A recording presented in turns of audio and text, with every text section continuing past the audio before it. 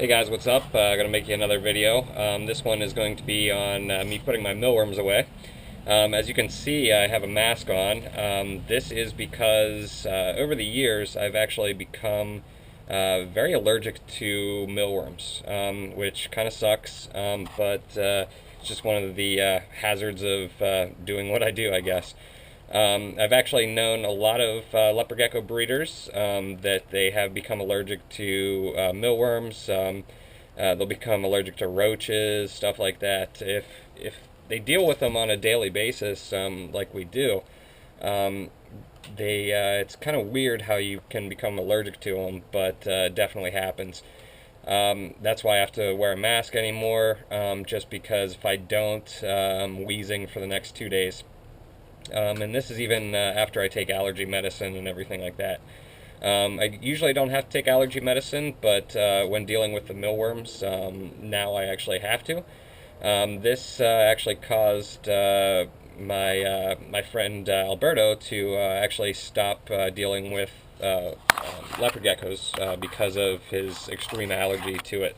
He actually was put in the hospital at one point because of his severe allergy to mealworms. I don't really know what it is about the mealworms, if it's the poop or just the handling of them in general. I'm not exactly sure what causes it. I don't know if they give something off or what it really is. I just know that I can't really deal with it. So that's why I have to wear a mask whenever I'm putting the mealworms away. And actually, I have now what I do is I'll go through, clean the whole room. I used to clean and feed at the same time.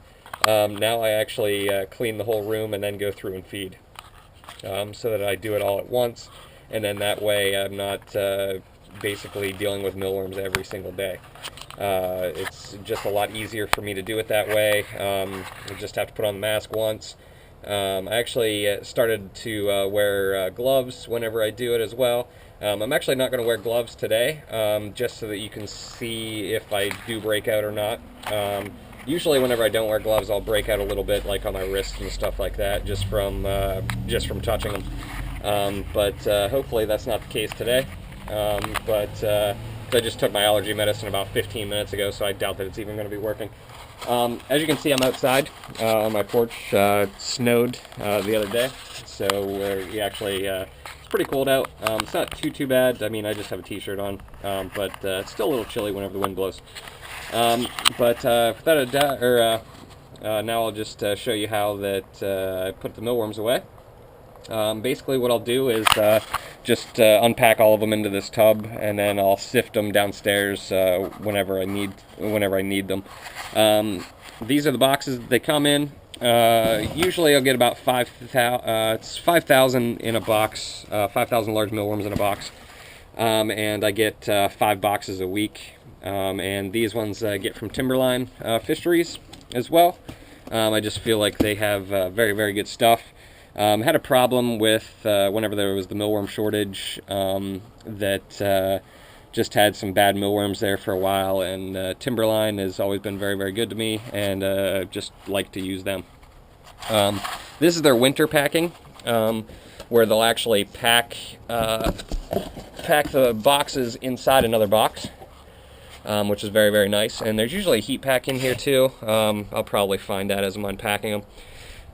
But as you can see, optimal range is 60 to 75 degrees, and it's definitely cooler than that out. So they double pack them just to make sure that they arrive safely. And they actually ship them overnight, which is nice. Sometimes companies will ship them like 2-3 day air, and it's just takes forever, and usually the bugs end up dead. With Timberline, I never really have a problem with them at all. Actually, never have a problem with them. And they're always, you can see them still crawling around and everything. Usually no dead ones ever in here as well. Alright, so what I'm going to do is I'll strap the GoPro to my head here real quick, so you guys can see what we're doing. And hopefully I have it on correctly so that you guys can see here. And it's just the same thing as putting the crickets away, except for I don't set these guys up for any length of time because I automatically just feed them off pretty much as soon as I get them, because like I said, I only like to deal with these guys once once a week, really. As you can see, sometimes you got to push them back into the box a little bit. But there we go. There's 5,000 mealworms right there. So what I'm going to do, just dump those into the, you can see all the shed skin and stuff like that flying everywhere. Hopefully I don't ingest any of that. Alright, no more in that box. You can see the shed skin and the poop flying. That's why I like doing it outside. And that's why I wear the mask as well, because usually just by breathing you'll get that stuff in there. Sorry, a car just went by. That was pretty loud. Looks like these guys pretty much went the whole way through there. Alright, and right there, that is 5,000 mealworms, which it's quite a few. You'll see that this mealworm right here, this one has just shed its skin, the white ones. They're very, very soft. If you ever have babies that aren't eating real well, these are good ones to kind of start them eating on. I saw some pupae in here. I thought, yep, here's one. These little aliens, these are just the pupae part of the worm. This is an actual worm right here. They'll basically pupate like this, and then they'll turn into a beetle. Usually also with timberline, I don't get a lot of pupated mealworms as well, which is nice. I mean, there's a couple in here, but I actually got this box like 4 days ago. So, I mean, it's going to happen. I usually keep them in a cooler place whenever I get them, so that they don't pupate. But as you can see, there's no beetles in here either, so that's very nice. These little beetles that you'll get right here in a shipment, these are actually beetles to micro mealworms that they actually usually use, like Timberline and other companies like that. They'll actually use these as kind of like a to eat the mealworm poop that's inside the breeding colony, if you will. Which these guys are very good as beneficial to make like a bioactive substrate, if you will, for these guys. Which sometimes what I'll do is I'll actually take these little beetles after the leopard geckos have eaten all their mealworms. I'll actually take these out, and I have a couple naturalistic cages set up that I'll actually throw these guys in, and then it makes bioactive substrate, which is kind of cool.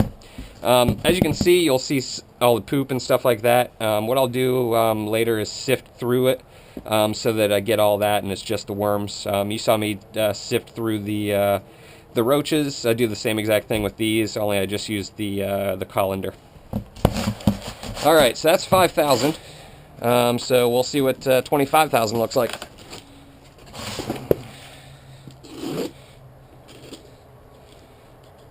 This box cutter is awesome. Love using a box cutter, makes it so much easier. Oh, and then you haven't, so you can already see I'm starting to get a little bit red right there. I don't know if the camera can pick that up or not. And that's only from, what, the 3 minutes that I've been touching these things. So, yeah. Hopefully I don't get any of this shit in my eye. Which, that was literally and figuratively. Because that's pretty much what this is fucking poop flying around. Sorry for the language. Kids, don't say that to your parents. Hopefully the camera's still angled on you guys.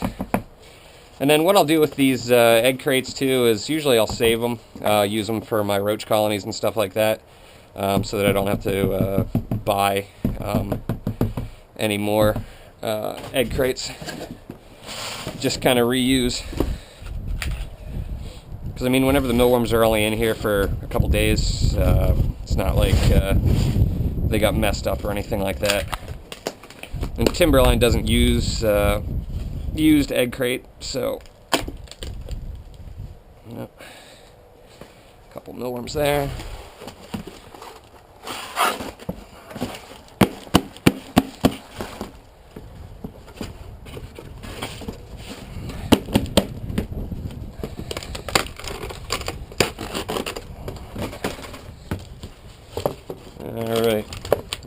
Just check to make sure they're all out. Put those there, put those there.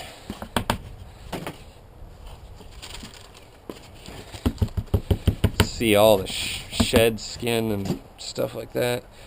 Grab these potato peels out. Oh, there you can see the heat packs that Timberline actually ships the mealworms in with some heat packs so that they don't die.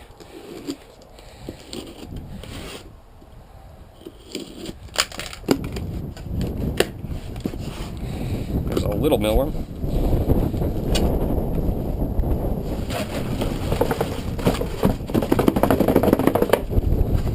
Ugh. You can see all the wind picked up there for a second and blew a bunch of poo everywhere.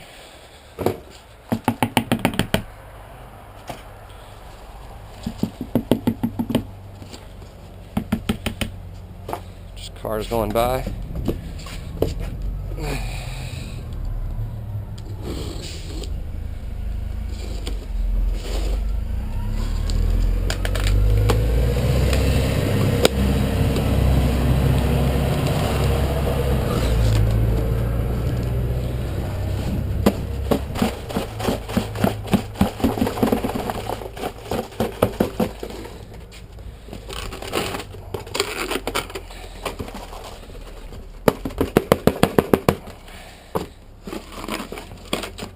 Probably see all the dust coming up out of there, and they're all out of that one as well. Alright, almost done. You can still see some of the residual floating around a little bit there. Alright, that's it. There's should be 2 pieces of potato in here, which I found them already. Try to get all the mealworms off of here. Want every single one of these mealworms to go to my animals. And there you go. That's 25,000 mealworms. That's what I go through every week with my leopard gecko colony. As you can see, this is pretty deep as well. You can see all the poop and stuff like that, so I definitely have to go through and sift this. And I'll actually show you how I do that whenever I do the feeding video of all the leopard geckos and stuff like that. But this is 25,000 mealworms, a week's worth of food. It's definitely a lot. It's probably about, I would say, close to 10 pounds, if you will, which is definitely quite a bit. But, alright, that's how I put away the mealworms. I actually don't feed them because I like to, once I put them in the dish, them to eat the vionate. So it kind of gut loads them with the vionate. So I actually don't feed my mealworms at all. But I'll get more into that as I'm going through and feeding the leopard geckos. I hope you enjoyed this video, and I'll do the feeding video next.